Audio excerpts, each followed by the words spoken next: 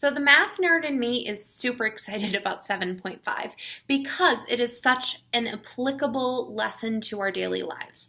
Some of the things you've done in the past in this chapter, while it's important for you to know how to do, aren't necessarily things you will do every day. Quite frankly, I can't remember the last time outside of a classroom I have constructed a quadrilateral using a compass. Or sorry, not a compass, a protractor. Just isn't something I need to do in my daily life. That being said, understanding scale drawings is something that I've done plenty of.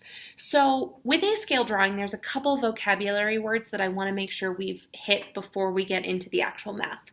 So the scale is basically a comparison of the length in a scale drawing to the corresponding length in real life. So in other words, that's like a scale on a map, where 1 inch might equal 5 miles, or it might even equal more depending on how much of an area that map covers.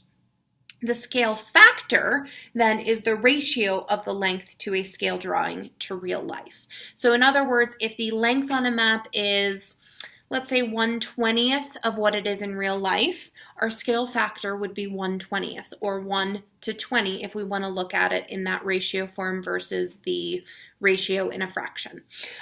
This is something that we go ahead and use in maps. We'll use them in blueprints if you become an architect, or if you even just want to build a house.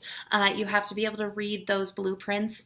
Also, people who decide to make things like dress patterns or any sort of patterns really for any crafting or sewing, sometimes they are scaled drawings. Also, if I think about toy manufacturers, they're going to have blueprints for those toys. And so they're going to have those drawn to a scale, and they need to be able to read those and interpret those in order to have a toy that actually fits together, works, and is the size that the manufacturer wants.